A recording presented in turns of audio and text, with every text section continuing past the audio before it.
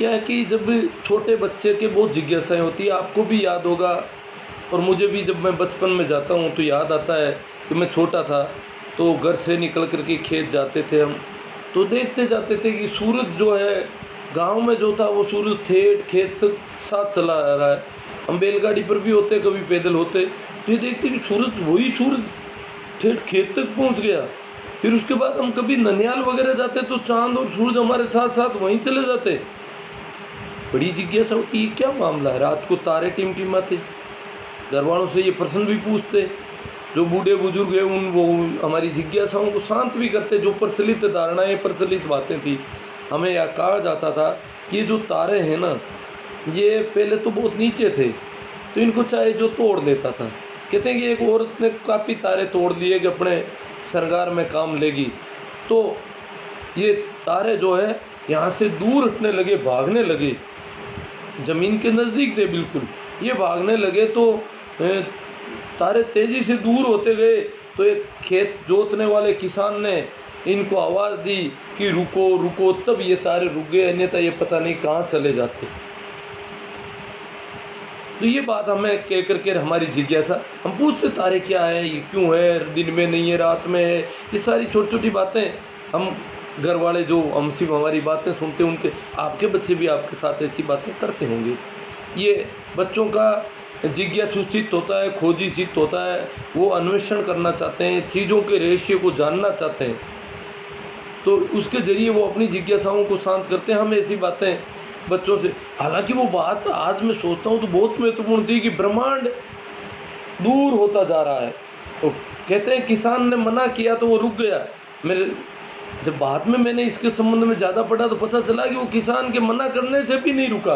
अभी भी ब्रह्मांड एक विस्तार है, विस्तृत होता जा रहा है। ये जो इसके संबंध में जो वैज्ञानिक धारणा है वो ये बताती है कि ब्रह्मांड अभी भी विस्तृत होता जा रहा है, ये सदैव चलायमान है और इसका विस्तार होता जा रहा है, इसी का नाम ब्रह्मांड है। तो इस पाठ में दिया गया है कि हमारी पृथ्वी के चारों ओर अनंत अंतरिक्ष व्याप्त है।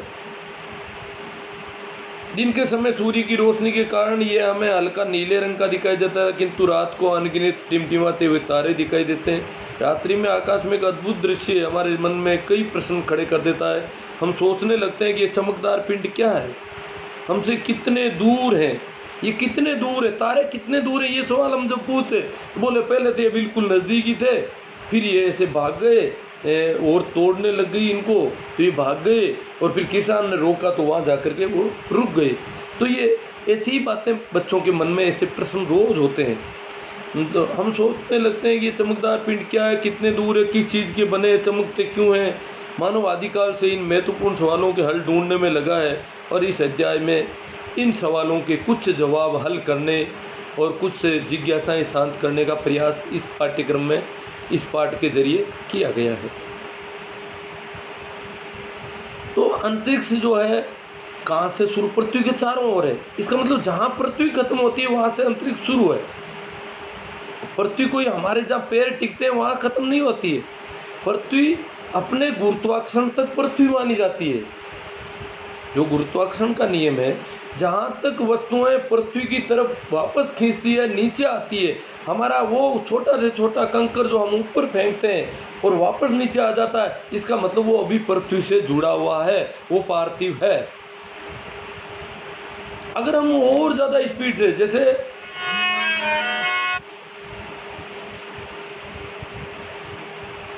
जैसे प्रक्षेपण किया जाता है, रॉकेट लॉन्चर से जो उपग्रह का प्रक्षेपण किया जाता है, वो इतनी ज़्यादा स्पीड में किया जाता है कि वो अंतरिक्ष को पार कर ले, पृथ्वी के गुरुत्वाकर्षण से बाहर निकले, तब उसे अंतरिक्ष कहा जाता है। तो हम भी अगर कंकर इतना तेज गति से कोई फेंक दें कोई चीज़ और वो पृथ्वी के गुरुत्वाकर्षण से आगे निकल जाए तो वो वापस नहीं गिरेगा। वो अंतिम सीमा है अंतरिक्ष की। तो गुरुत्वाकर्षण का पाठ विज्ञान में वैसे बच्चे पढ़ते हैं। आगे चलते हैं। प्राचीन काल से आसमान में दिखाई देने वाले तारों के विभिन्न समूहों को तारामंडल, नक्षत्र मंडल या अन्य कई नामों से जाना जाता है। ये पूरी दुनिया में ऐसा अलग अलग नामकरण कर रखा है इसका। इन तारों के समूह को विभिन्न देशों में उनकी मान्यताओं और समूह के आधार पर विभिन्न नाम दिए गए।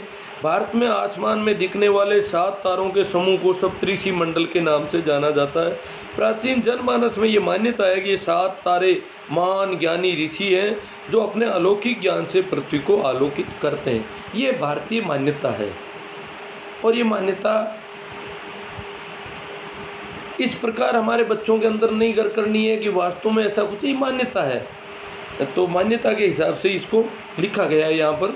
ऐसा नहीं है कि अब मैं कह दूँ कि ये मान्यता है तो कुछ जो लोग हैं जो भारत की प्राचीन बातों को ज़्यादा पकड़ के यहाँ रखना चाहते हैं, भारत के विकास को पसंद नहीं करते हैं, यहाँ लोगों के बौद्धिक और वैज्ञानिक चिंतन को पसंद नहीं करते हैं और केवल उन्हें पुराने शास्त्रों तक सीमित रखना चाहते हैं, वो कहेंगे आप तो हमारे धर्म को नुकसान पहुँचाओगे, ये सप्तऋषि मंडल है तो इनको 7 ऋषि ही कहना और कुछ नहीं कहना है। नहीं, ऐसा इसमें नहीं लिखा है। पाठ्यक्रम में भी इन्होंने कहा है कि भारत के कई भागों में इन तारा समूह को सम्मिलित 4 तारों को चारपाई भी कहते हैं। 4 तारे जो है चारपाई की तरह है, थोड़ा सा तिरछा है, एक हिस्सा थोड़ा लंबा है, तो चारपाई भी कहते हैं। भारत में भी अलग अलग धारणा है। फ्रांस में इसे सॉसपैन, हत्ते वाली डेगची, ब्रिटेन में इसे खेत जुताई वाला हल और यूनान में इसे इस्माल बियर के नाम से जाना जाता है जो अर्सा मेजर या ग्रेट बियर का भाग है। तो ये अलग अलग नामकरण पूरी दुनिया में कर रखा है। अब जो बच्चे ग्रामीण क्षेत्र के वो तारों को जरूर देखते हैं, रात को घर के बाहर खुले में सोते हैं, डाणी में रहते हैं, तो वो तारों को टक्की लगा के देखते हैं। जिज्ञासा भाई माँ बाप बहन से आप लोगों से करते होंगे, तो उनकी जिज्ञासाएं शांत करनी है। उनको सप्तऋषि जो 7 तारे हैं वो आपको रात को बताने हैं। शहरों में हो सकता है चक्काचौंध हो और तारे नहीं भी दिखाई देते हों, बहुत ज़्यादा धुआं, आजकल कहते हैं तारे रात शहरों में भी दिखने लग गए, तो दिखते हैं। तो शहरों में भी बच्चों को ये तारे दिखाए जाने चाहिए, चाहे छत पे जाके कैसे भी।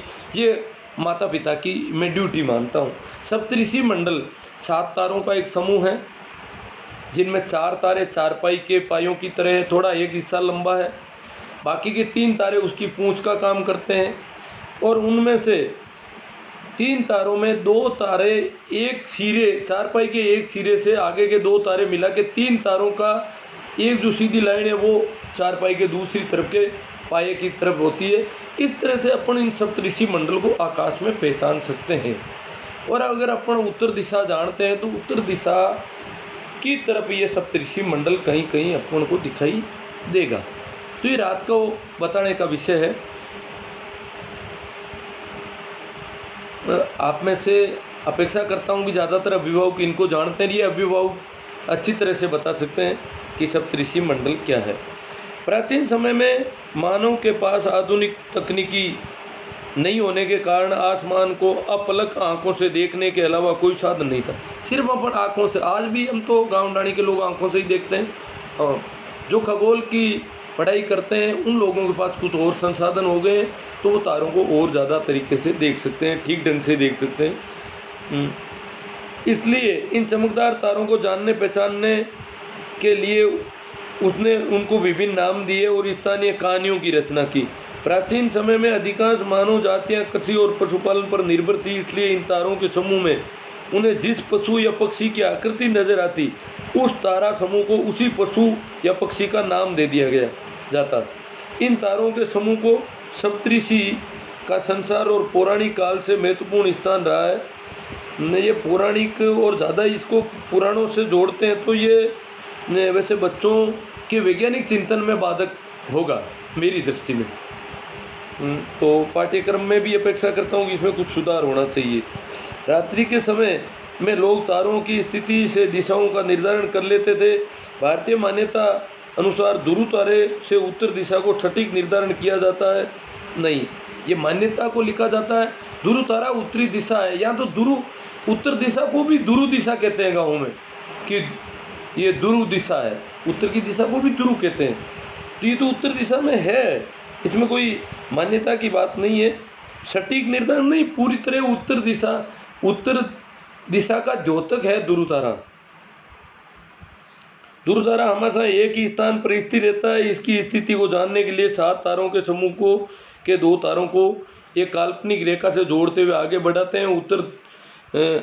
इस जो आखिरी चारपाई के 2 तारे हैं उनको एक काल्पनिक रेखा से अगर अपन जोड़ेंगे तो ध्रुव तारे की सीधी वो रेखा ध्रुव तारे पर मिलती है। तो ये इस प्रकार ध्रुव तारे और सप्तऋषि मंडल का एक मेल है और इसको देखा जाता है। पारंपरिक किस्से कहानियों का काल्पनिक थी, इसलिए इन्हें मिथक कहते हैं। ये मिथक है, ये यहाँ पर इन्होंने अच्छा स्पष्ट कर दिया। हाँ, अब इन तारों का अलग अलग नामकरण किया गया। तो आप में से जो गांव डाणी में रहते हैं वो लोग इसको अच्छी तरह वाकिफ़ हैं और समझते हैं।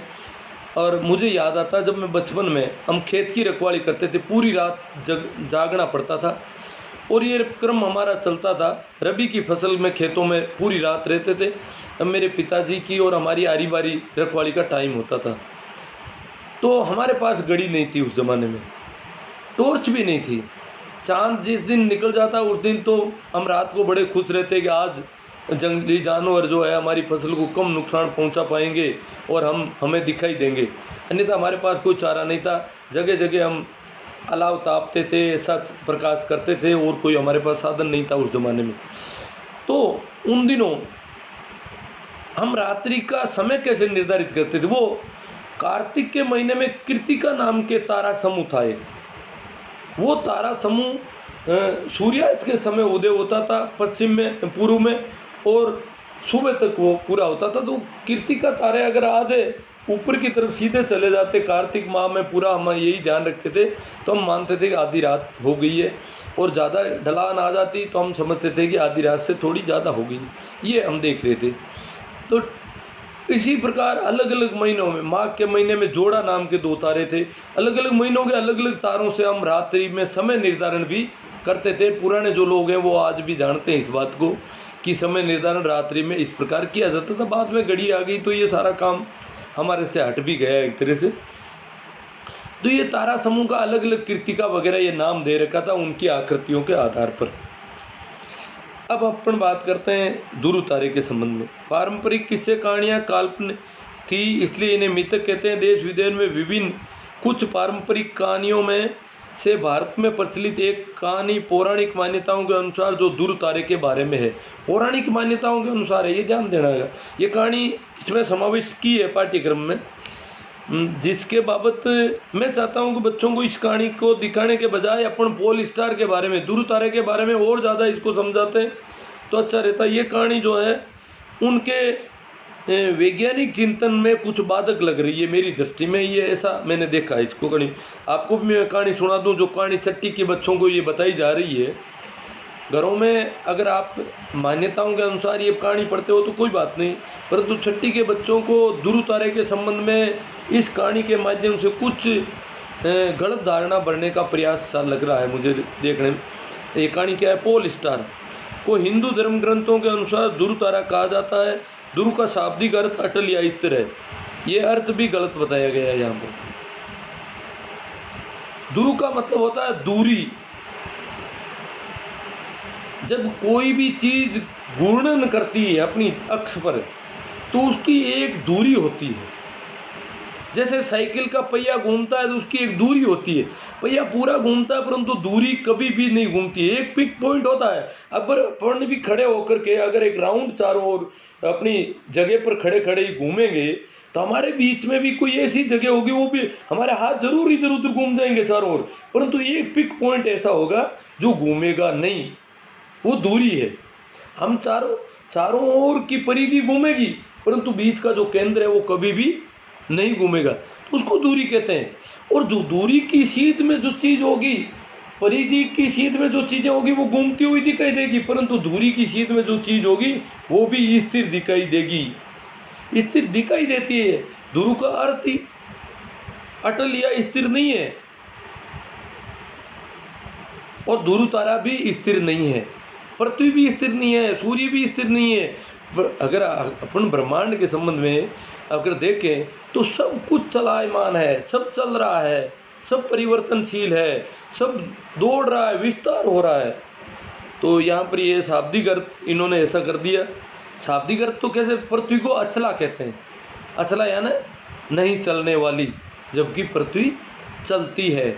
ये क्यों चला? क्योंकि हमें स्थिर दिखाई देती है सदैव से, इसलिए हमने इसका शब्द नाम अचला दे दिया। हमारे व्याकरण में इसका शाब्दिक अर्थ अचला है, परंतु आज के समझ के हिसाब से ये अर्थ अब तिथिवाय हो गया है, आउट ऑफ डेटेड हो गया है, ये अर्थ अब नहीं रहा। पृथ्वी घूमती है, ये बात पूरी विश्व स्तर पर ये सत्य मान ली गई है, इसके चारों ओर लोग जाके आ गए, सब पता चल रहा है, वो सारी चीज़ें इसमें स्पष्ट है। उस जमाने में लोगों ने पता लगा लिया कि पृथ्वी घूमती है। तो मैं पहले एक कहानी सुना दूँ आपको और फिर आज का चैप्टर कितना पूरा होगा देखता हूँ, बड़ा चैप्टर है और मैं इसको एक एक चीज़ को थोड़ा क्लियर करना चाहता हूँ, क्योंकि आप लोगों को अपने बच्चों को जब ये बात समझानी है तो ये काम आएगा आपके। ये दुरु तारे के संबंध में पुरानी कहानी वैसे आपने सुनी होगी कि दुरु नामक बालक राजा उत्तानपाद और रानी सुनीति का पुत्र था। राजा के एक और पुत्र था जिसका नाम उत्तम था। उत्तम उसकी दूसरी रानी सुरुचि का पुत्र था। सुरुचि थोड़ी नई रानी थी, सुनीति थोड़ी पुरानी रानी थी, ये फर्क था इन दोनों में। तो रानी सुरुचि राजा को अधिक प्रिय थी, इस कारण वे राजा पर अधिक अधिकार जताती थी। एक दिन राजा उत्तानपाद उत्तम को गोद में लिटा कर खिला रहे थे। उसी समय दुरु ने राजा की गोद में बैठना चाहा, किंतु रानी सुरुचि को ये पसंद नहीं था। वो दुरु को गोद से उतार कर बोली, तुम्हें राजा की गोद बैठने का अधिकार नहीं है, क्योंकि तुम मेरी संतान नहीं हो। तुम्हें राजा की गोद में बैठने का अधिकार तभी मिल सकता है जब तुम भगवान नारायण की आराधना कर उनकी कृपा से मेरे गर्भ में आकर जन्म लो। उसी समय बालक दुरु ने भगवान नारायण की आराधना करने का दृढ़ निश्चय किया। तब माता सुनीति और नारद जी ने बालक दुरु को समझाया और वह अभी बच्चा है, सुरुचि की बातों पर ध्यान नहीं देवे, लेकिन दुरु नहीं माना। दुरु ने लगभग 6 माह तक भगवान नारायण की कठोर आराधना की। बालक की आराधना से प्रसन्न होकर भगवान नारायण प्रकट हुए और उन्होंने दुरु को आशीर्वाद दिया कि वे इस पृथ्वी पर महान और बुद्धिमान राजा बनेगा एवं मृत्यु के बाद दुरु तारे के रूप में अमर होगा। माना जाता है कि उसी दुरु को ब्रह्मांड में सप्तऋषि मंडल के पास दुरु तारे के रूप में स्थान प्राप्त है, जो आज भी अपने स्थान पर अटल है। यह हमारी मान्यता है। परंतु दुरु तारे भी 2 हैं। पृथ्वी के 2 दुरु हैं, उत्तरी और दक्षिणी। हम उत्तरी गोलार्ध के लोग हैं, हम सप्तऋषि मंडल और इस दुरु तारे को जानते हैं। दक्षिण गोलार्ध में दक्षिण धुरी की सीध में जो तारा है वो भी घूमता हुआ नहीं दिखे। दूरियां, दोनों दूरियों की तरफ से जो भी चीजें होगी सापेक्ष, वो घूमती हुई नहीं दिखाई जाएगी, चाहे पहिया कितना ही घूमो। पृथ्वी घूमती है तो सारे आकाश के ब्रह्मांड के सारे पिंड, सारे तारे पश्चिम से उदय होकर के पूर्व की तरफ जाते हुए दिखाई देते हैं। चांद, तारे, सूरज।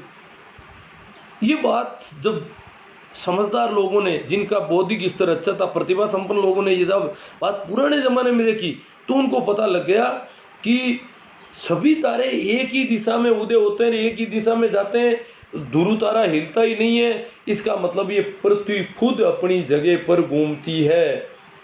और नहीं, पृथ्वी अपनी जगह पर यूं घूमती है, इसलिए ये तारे यूं घूमते हुए, ये अपने अक्ष पर यूं घूमती है, इसलिए तारे यूं घूमते हुए प्रतीत होते हैं, जबकि तारे प्रतीत नहीं होते, पृथ्वी घूमती है। ये बात बहुत पहले पता लगा ली लोगों ने, जबकि हम इसको अचला किए बैठे हैं। वो खैर अलग मान्यता है। अब इसमें आपके करने के लिए, अब तक के लिए, ये सप्तऋषि मंडल बच्चों को दिखाना है। किस्से कहानियाँ जो भी है आप सुनाएंगे और उनके संबंध में अपनी स्थिति, अपनी जो बात है वो भी स्पष्ट करेंगे साथ में। खगोलीय पिंड पर थोड़ा और आगे चल देते हैं। आसमान में फैले तारे, उल्का, ग्रह, उपग्रह, धूमकेतु आदि, जिनमें हमारी पृथ्वी, सूर्य, चंद्रमा भी शामिल है। देखो, पृथ्वी भी एक खगोलीय पिंड है, सूर्य भी एक खगोलीय पिंड है, चंद्रमा भी एक खगोलीय पिंड है। तो दूर स्थित तारे जो हमें बहुत सूक्ष्म रूप में दिखाई देते हैं, ये विशाल और अति गर्म गैसीय पिंड होते हैं। तो बहुत अच्छी बात इन्होंने बताई है, अच्छा लिखा इन्होंने कि जो तारे छोटे छोटे दिखते हैं, बहुत विशाल है, बहुत बड़े हैं, गैसीय पिंड है। अब अपन पिंडों को थोड़ा समझेंगे। गैस, द्रव और ठोस, क्या मामला है ये? जो विज्ञान के लोग हैं वो अच्छी तरह इस बात को जानते हैं कि किसी भी पदार्थ का, किसी भी द्रव्य का तापमान का एक क्रम होता है, तब तक वो ठोस रहता है। जब तापमान और ज़्यादा बढ़ जाता है तो वो द्रव अवस्था में हो जाता है, और ज़्यादा तापमान बढ़ जाता है तो गैस अवस्था में होता है। अच्छा, इसको जो जानते हैं उनको पता भी है कि गलनांक और क्वथनांक होते हैं। पानी का गलनांक बिंदु 0 है, क्वथनांक बिंदु 100 है। इसी प्रकार अलग अलग धातुओं का अलग अलग गलनांक और क्वथनांक बिंदु है। तो हमारी सूर्य जो है गैसीय पिंड है, क्योंकि उसका तापमान बहुत ज़्यादा 6000 डिग्री सेल्सियस तापमान है। तो इन्होंने बताया गर्म और गैसीय पिंड है। तो सूर्य और सूर्य के बराबर के जो भी बड़े तारे हैं वो सभी गैसीय पिंड है। जो जितने ज़्यादा छोटे हैं वो गैसीय नहीं है। हमारा जैसा एक ग्रह है बृहस्पति, सबसे बड़ा ग्रह, पृथ्वी से 50 गुना बड़ा बताया जाता है। सूर्य पृथ्वी से 300 गुना बड़ा है। तो 50 गुना बड़ा होने की वजह से, इतना बड़ा होने की वजह से अभी भी वो द्रव अवस्था में, ठोस अवस्था में नहीं हुआ, क्योंकि उसका तापमान इतना कम नहीं हो सका। बड़ा ज़्यादा है तो तापमान ज़्यादा रहेगा। इसे थोड़ा और समझ लें तापमान के मामले को। जैसे अपन ने हलवा बनाया बड़ी देग में, तो उसमें जो हलवा है उसमें से 10 किलो हलवा एक अलग बाल्टी में या एक बर्तन में ले लिया, और एक चम्मच में अपन ने हलवा ले लिया अलग। सबसे पहले ठंडा कौन सा हलवा होगा? चम्मच वाला होगा। बाल्टी वाला उससे काफ़ी बाद में होगा, क्योंकि वो ज़्यादा है। और देग वाला सबसे बाद में ठंडा होगा।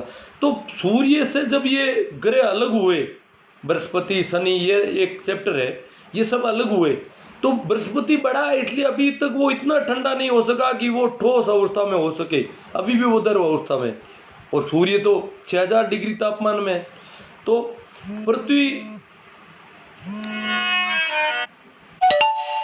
पृथ्वी भी कितनी ठोस है ये हमको पता होना चाहिए। पृथ्वी की सिर्फ भूप्रपट्टी ठोस है, अंदर अभी भी ये उबल रही है, अंदर द्रव अवस्था में है। और इसमें बहुत ज़्यादा गर्म, जैसे ज्वालामुखी के लावा वगैरह निकलते हैं, ये सारी चीज़ें हैं।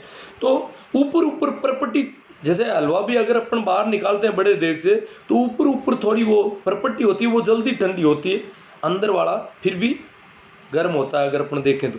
इसी प्रकार पृथ्वी भी अंदर से भी बहुत गर्म है, कि ये भी काफ़ी बड़ा पिंड है। और कहते हैं कि लगभग 50 लाख वर्ष पहले ये सूर्य से अलग हुआ है, तो अभी इसको भी ठंडा होने में टाइम लग रहा है। तो अति गर्म और गैसीय पिंड, इसको थोड़ा और समझे। जैसे ये तारे अपन कहते हैं, इनमें कुछ ग्रह है। ग्रह वो है जो तारों के चारों राउंड करते हैं।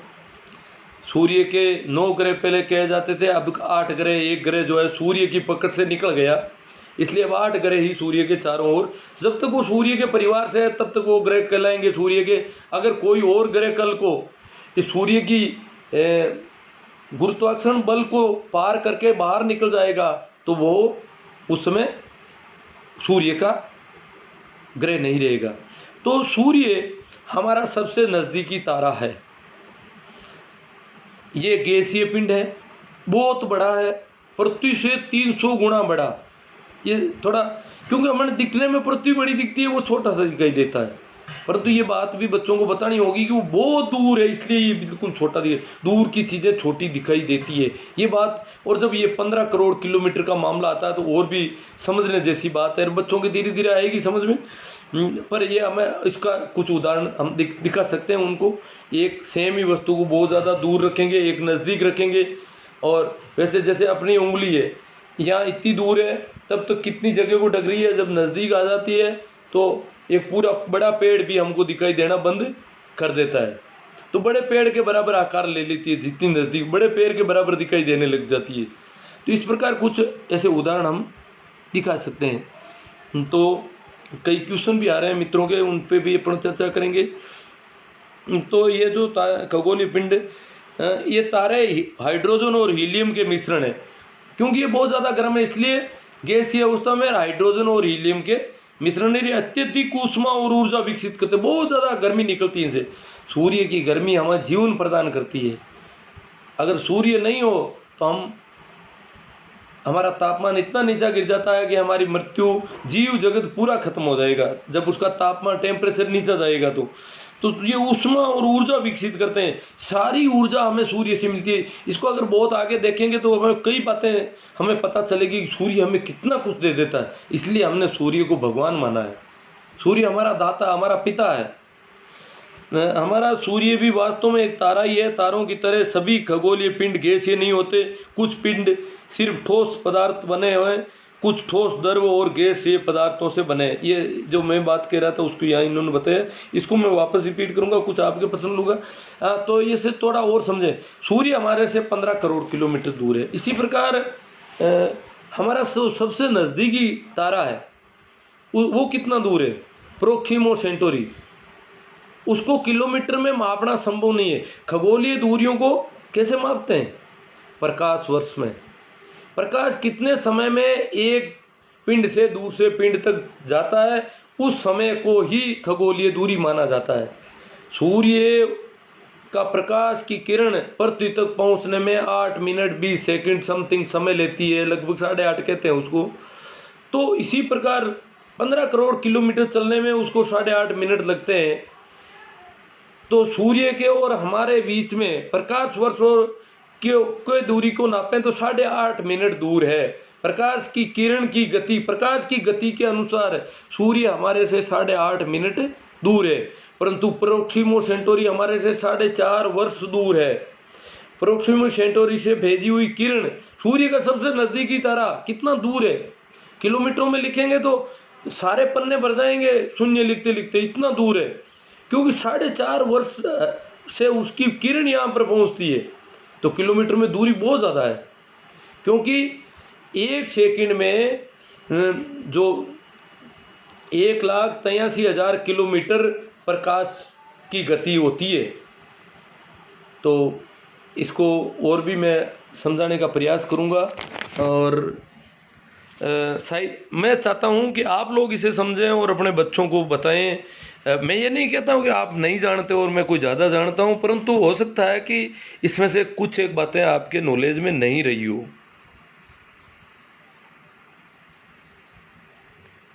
देखो कैलाश चंद जी, आप कह रहे हो इंसान की उत्पत्ति कैसे हुई, ये इस चैप्टर से अलग प्रश्न है।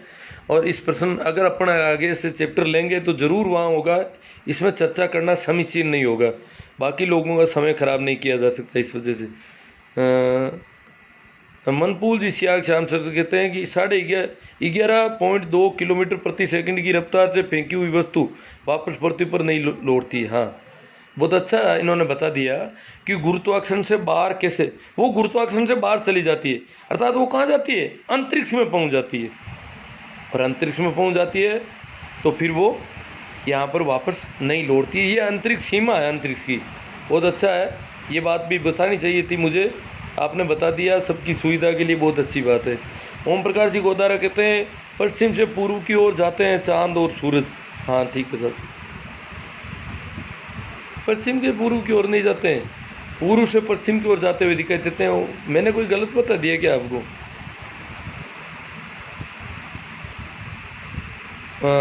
बागड़िया जी कहते हैं कि उत्तम व्याख्या है गुरुजी, धन्यवाद। हाँ, ये बच्चों के लिए नहीं है, वैसे गार्जियन के लिए, क्योंकि मेरे पास न तो कोई सामग्री है न सामने बच्चे, हालांकि सामने भी मैं तो ठीक ढंग से आजकल नहीं अध्ययन करवा सकता क्योंकि मैं सुनता नहीं हूँ बच्चों की बिल्कुल ही, तो क्वेरी नहीं आ सकती मेरे पास। आपकी क्वेरी तो आ रही है थोड़ी बहुत। ओम प्रकाश जी को द्वारा सूर्य को पृथ्वी चक्कर लगाती है, सूर्य पृथ्वी का लगाते हैं। ओम प्रकाश जी को द्वारा ऐसा है कि न तो सूर्य स्थिर है न पृथ्वी स्थिर है, परंतु जब चक्कर लगाने को हम अपने हिसाब से कहें तो पृथ्वी ही सूर्य का चक्कर लगाती है। 365 दिन और कुछ समय में एक पूरा परिक्रमण पूरा होता है और अपनी दूरी पर एक घुमाई करने में उसको 24 घंटे लगभग लगते हैं। तो इसको अपन ग्लोब के बिना ठीक ढंग से नहीं समझा सकते, अलग अलग।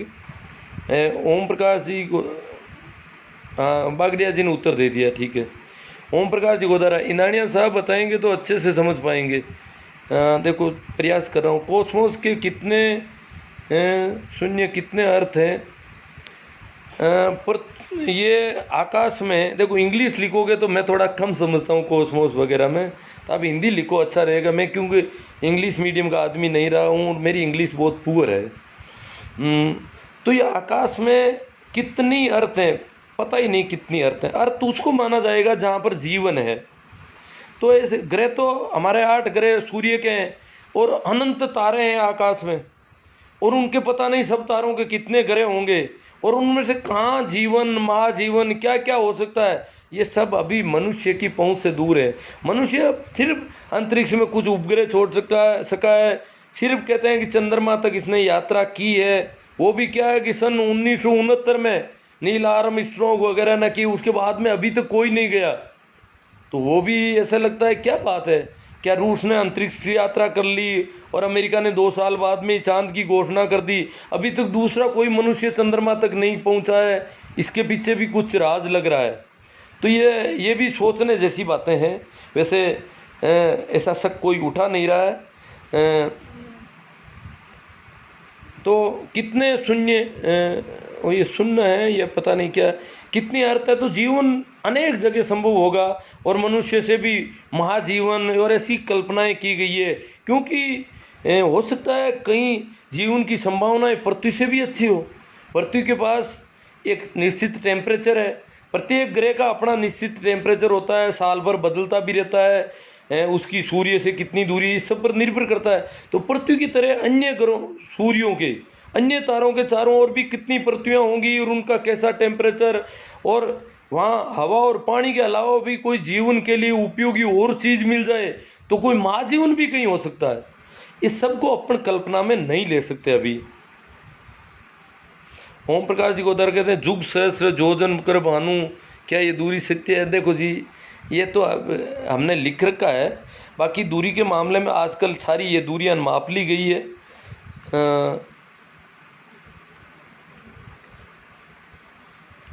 हाँ, गोदारा जी कहते हैं ग्लोब लेकर समझाए। मैंने, मुझे लगता है ग्लोब भी मुझे कहीं स्कूल में मांगने जाना पड़ेगा, और ये देख रहा हूँ मैं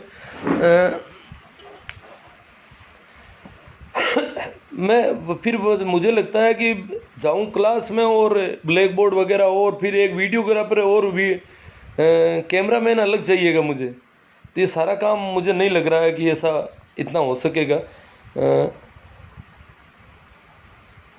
ठीक है, थैंक यू, आप लोगों ने सहयोग दिया। और आपको ठीक लगे तो अपने मित्रों, रिश्तेदारों, परिजनों तक ये बात पहुंचाएं जिनको आप पहुंचाना चाहते हो, और जिन ग्रुप में आप शेयर करना चाहते हो अपना कमेंट भी लिखें, इस संबंध में आपको कैसा लगा ये भी लिखें, ताकि लोग उसको देखने की ज़रूरत महसूस करें। और इसमें भी कमेंट लिखें कि भाई ये तो ठीक नहीं लगा या ठीक लगा, जैसा है वैसा आप कमेंट करें। धन्यवाद, आप लोगों ने सुना और सहयोग दिया। और शाम को मैं 9 बजे एक सेशन और लूँगा कि मेरे ऊपर जो भी कुछ दिनों से आरोप लग रहे हैं कि आपकी कथनी और करनी में बहुत फ़र्क है, तो उस पर भी मैं धीरे धीरे चर्चा करूंगा। जो दूर जो लोग रहते हैं वो कह रहे हैं, बाकी मेरे बिल्कुल नज़दीकी लोग मेरे ऊपर ऐसे कोई आरोप नहीं लगाते हैं। मेरे सामने तो लगाते नहीं है, चोरी छुपे कुछ भी बातें करते हो, ये अलग बात है। आप जिन्होंने भी लगाए हैं उनके लिए मैं धीरे धीरे कुछ बातें करूँगा मेरे संबंध में। थैंक यू ओम प्रकाश जी ने आभार, आपका भी ये सबका आभार। दिव्य आत्माएं के अनुभव क्या कहते हैं सूर्य, वो तो मैं नहीं जानता जी इतना। कितने सूर्य अनंत है आकाश, अभी तक जो खगोलीय जानकारियां हैं। देखो शैलेंद्र जी का ये प्रश्न थोड़ा इसके मिलता जुलता है। खगोल के मामले में ये अंतरिक्ष का विस्तार अनंत है। कहते हैं हमारी आकाश गंगा 26 वर्ष प्रकाश वर्ष दूर है हमसे, और पता नहीं कितनी और आकाश गंगाएं होंगी। कहते हैं ये सभी सूर्य, हमारा सूर्य नहीं, इस अनंत सूर्य जो है इस आकाश गंगा के चक्कर लगाते हैं, और ऐसी और आकाश गंगाएं होगी। ये सारा अभी ये बहुत विस्तार है, ये हम सिर्फ अभी इसमें ज़्यादातर चीज़ें कल्पना पर आधारित चल रही है, और कुछ उनके पीछे साइंस भी है, बहुत अच्छा विज्ञान है। विज्ञान के आधार पर कल्पनाएं करते हैं। हमारी जो सामान्य कल्पनाएं वो तो उसका तो कोई ज़्यादा इतना महत्व नहीं है, परंतु जिनके पास इसकी वैज्ञानिक दृष्टि है और उनकी जो कल्पनाएं हैं वो कल्पनाएं काफ़ी नज़दीक बैठती है, काफ़ी सटीक होती है। ठीक सर, एक बार फिर आप लोगों को धन्यवाद, आभार, राम राम, प्रणाम, नमस्कार। ये सेशन पूरा हुआ, आगे कल इसी चैप्टर पर और चर्चा करेंगे। अपना ऐसा चलता रहेगा। आप जिन लोगों को और सजेस्ट करना चाहें इससे जुड़ने के लिए उससे करें। ठीक सर।